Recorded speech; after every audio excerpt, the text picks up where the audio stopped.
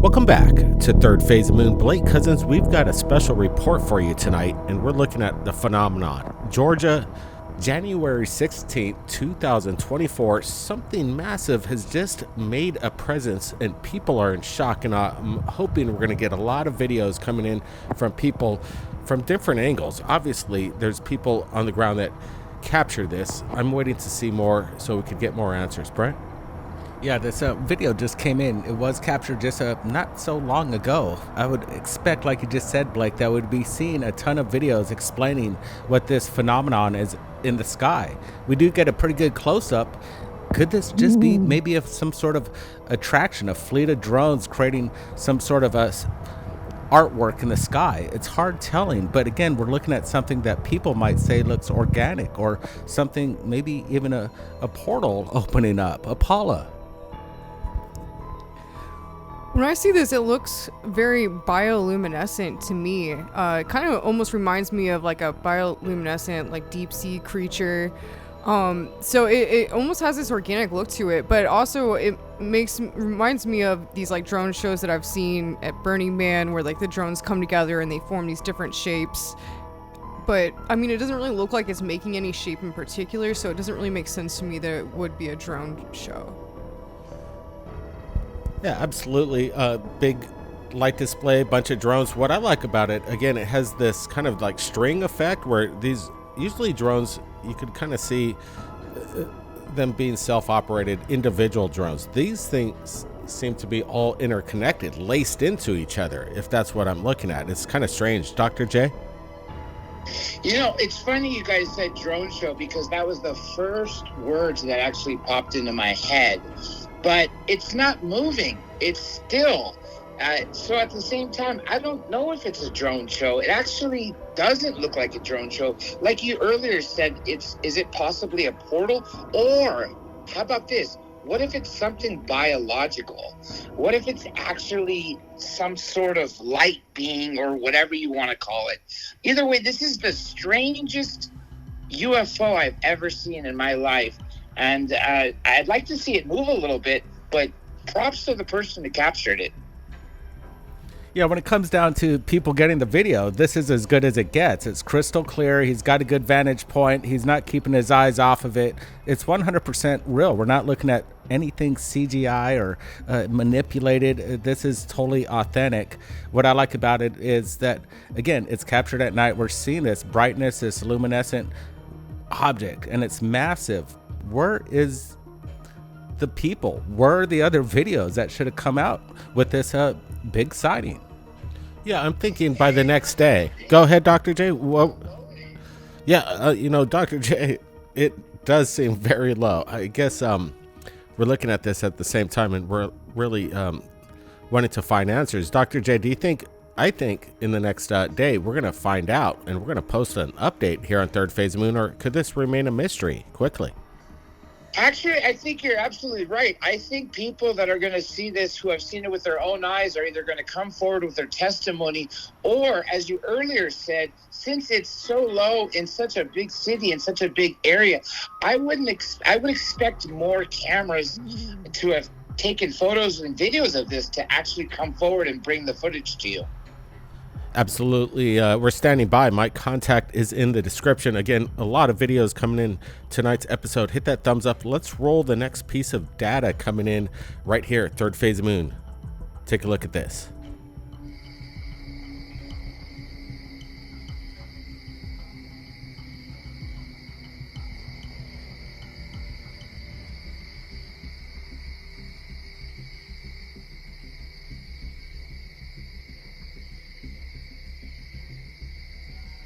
Are we looking at the movie Close Encounters? Are we looking at something that is otherworldly? Right now, we're on the fence. Is this some kind of massive hoax, or is there something going on that we can't explain? It almost seems like a movie set. Is there some kind of mothership landing in the forest, captured by someone in the right place at the right time? Is this a possible abduction scenario?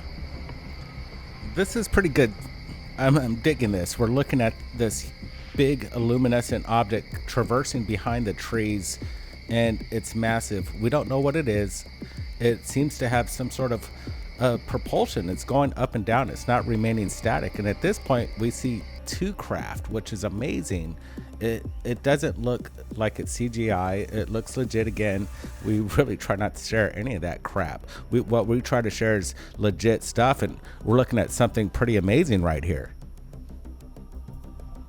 Yeah, this bright blue luminescence to the light is kind of what's getting me here. I mean, if it was just a regular spotlight or something coming off like, vehicle or something, it would I don't think it would have this like bright blue light. So, but I don't know, how low the ground is in comparison to the trees, like behind the trees. So that's kind of what I'm wondering here, but it definitely looks incredible. It looks like something really crazy is going on there.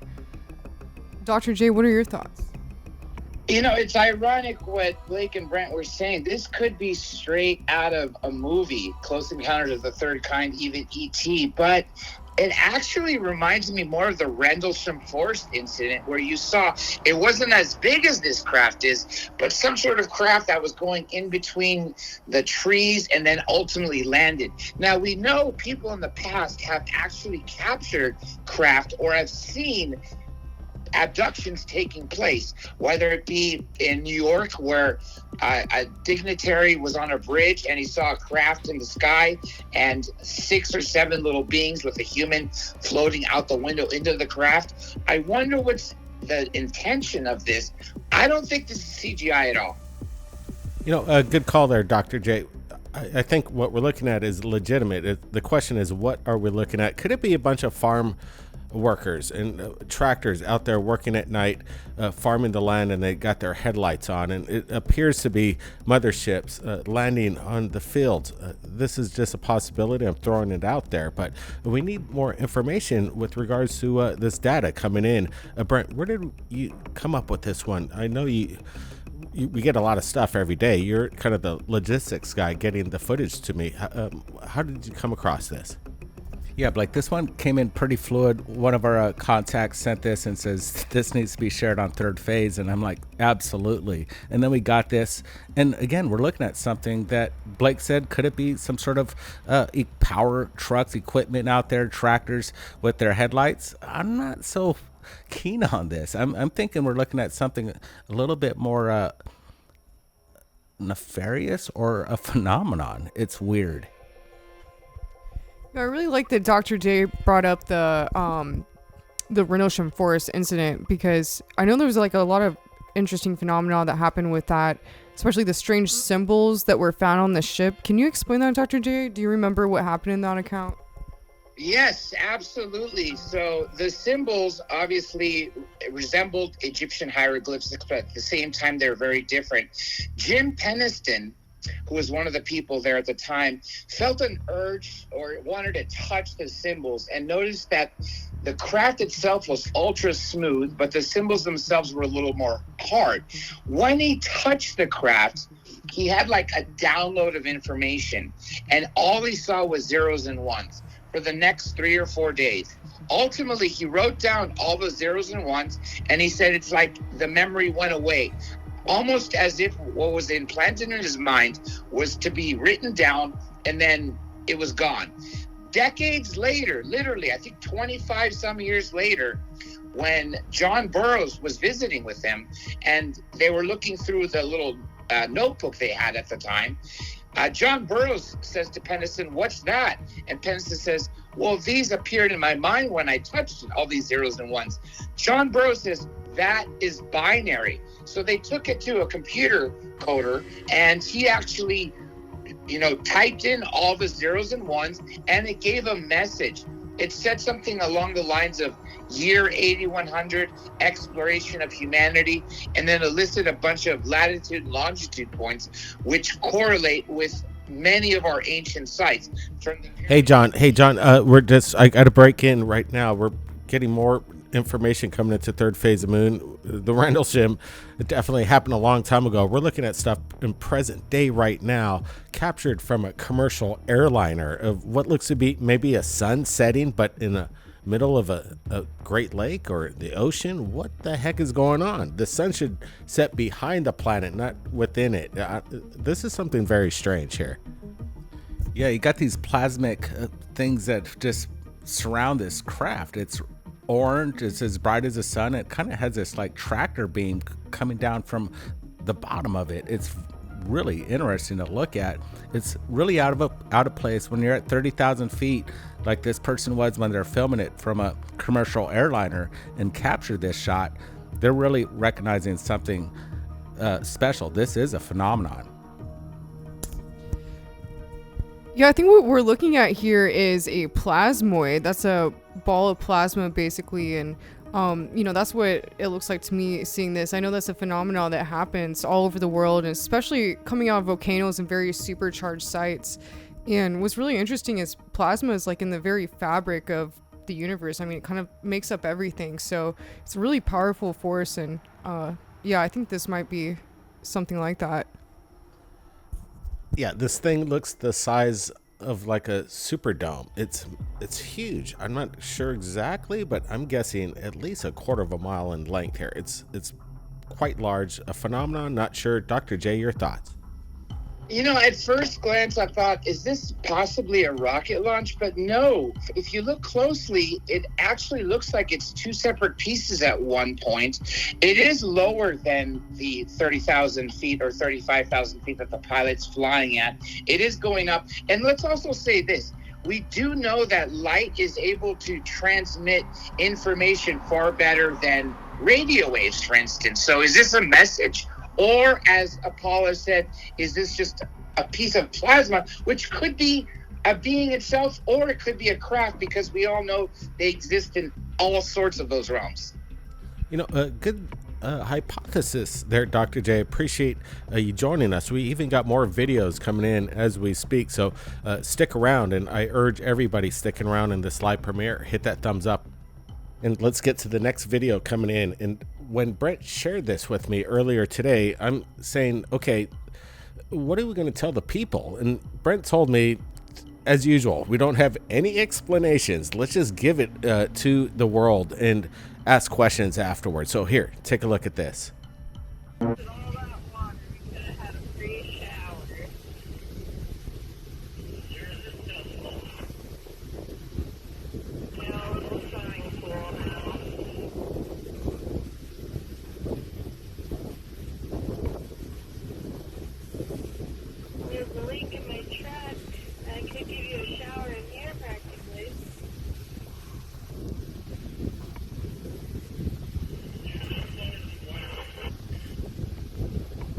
So it might be a little hard to see, but I think this video is important. We're going to do a little bit of enhancement on this video, but people see a lot of strange lights in the sky, especially at night, but this is broad daylight. So the eyewitness to record these luminescent orbs off in the distance and showcasing some kind of maybe dance or communication among these, I'm not exactly sure. I don't even know what to call them. They're definitely UFOs. They're separating. They're moving quite quickly.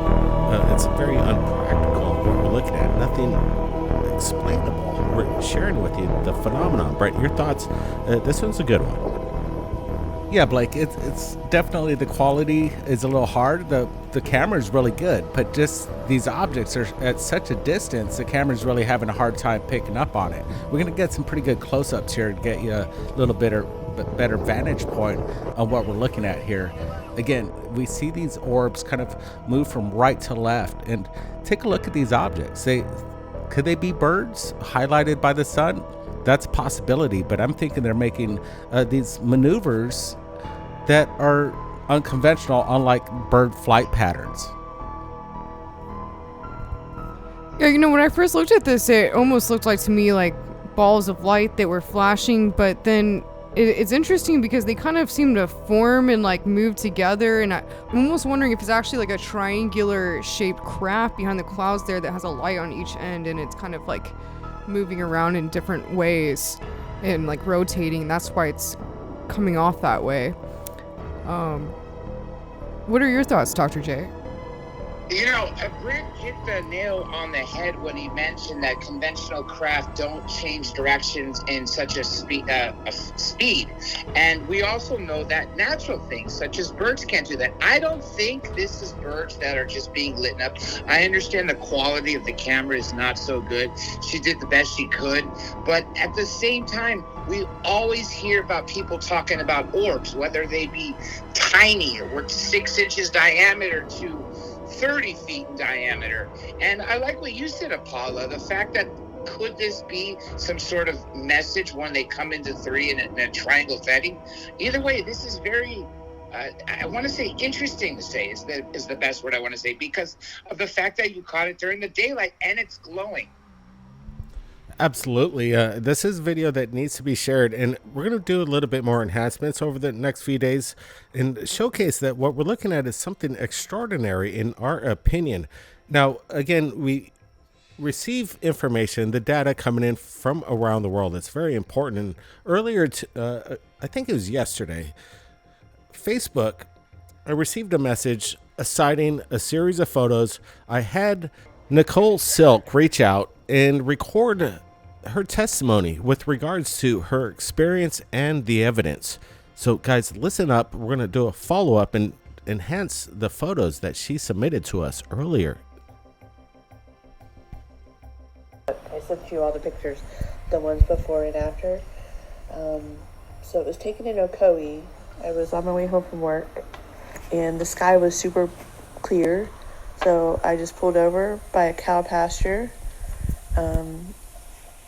and started just taking shots of the sky because all of the planets, stars were so clear and pretty. And so I just took a series of pictures real quick. I wasn't really focusing in on anything except the brightest, I thought to be a star in the sky. I zoomed in on it and took a couple of quick shots. And then I didn't even see this in the sky, honestly, until I got home and was reviewing the pictures and noticed that I had caught this object in the picture, in one of the pictures. So I could send you the information about that photo, which I will send it to you, so you can see the exposure. I don't really know much about taking pictures with the iPhones. I just zoom in, zoom out, and then that's it. Maybe you can tell how, by the information on the photo that I send you. I learned about third phase of the moon actually from a friend of mine who watches your channel, has been watching your channel forever. And so I think I followed you guys. I'm not sure, but I know the name. But I've been seeing your videos actually coming up here, up on my feed quite a bit on YouTube. And then today I was scrolling through and saw the title about, the most top UFO sightings or things in November 2023. And I just decided to take a look at it and figured I'd send you guys a picture and see what you think of it. I can't really seem to get any answers from MUFON. But I live in Murphy, North Carolina, but I saw this actually in Ocoee, Tennessee, which is right outside of the Cherokee National Forest. My name is Nicole Silk, and I hope you guys can figure out what this is. Thanks, guys. I love your channel, by the way. So I gotta say, the testimony from the public as they come forward in disclosure, I find it brave for Nicole Silk to, put her voice on. She's ready to actually have more interviews with regards to her sighting. Was she in the right place at the right time to capture some kind of mothership, some conical shaped unknown craft, possibly not of this earth, Brent? That's a big question. This thing looks metallic. It looks big. You can see that it's up in the air, and you can almost see that it's metallic. It's reflecting metal sheen on it with these kind of like nice contorted edges. It looks mechanical. It almost looks like it's one of ours, but then it has this aspect of science fiction at the same time. If this thing's just floating along, what's keeping this craft up in the sky? It has this nice, maybe even Hanabu aspect to it, which is something from the past. Are we looking at new technology or something from another world? Again, I want to mention quickly before I get Paula's opinion, including Dr. J, there's the data from Nicole Silk herself. She sent me the metadata behind this photo. So what we're looking at, in my opinion, is up there in the sky. Again, Paula, your thoughts? We did some enhancements on this, but I think we're making out some kind of craft up there. You know, the look to this really reminds me of when you look at pieces of meteorite, and it kind of has this like funky, like sort of edges and things around it, and it's very like metallic looking.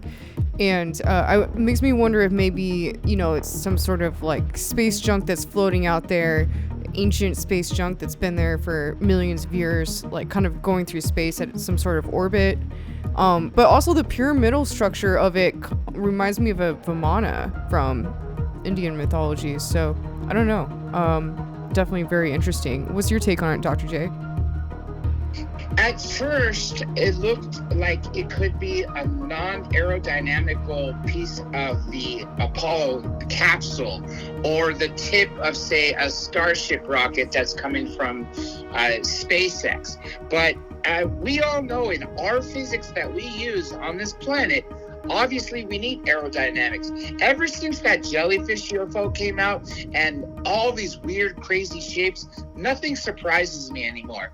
This is definitely metallic. Like you said, Apollo, of course, we know that a lot of asteroids are full of metal, different types of metal, even gold on some of them, platinum and titanium, etc. I don't think this is something natural. This looks definitely something that is built. Whether it was us humans in the past or even recently, or previous humans, say tens of thousands of years ago, say, for instance, the people who made the Vimanas, definitely somebody made this, whether it be humans or non-humans. That's what it looks like to me. You know, whatever Nicole Silk captured, I'm glad she reached out to us. We're looking at the data. There's something up there. Is it something ancient in origin, or is it something practical in today's world? Again, no answers. We're just sharing you the evidence as it comes in. We've got more evidence coming in tomorrow. Big episode. Something that might change the world, even though we do it every day. It's kind of amazing, the evidence that comes in. Share this link with your friends. Be safe out there. Thanks, Brent, for joining us. Be safe. We'll see you next time. Over and out. 10-4.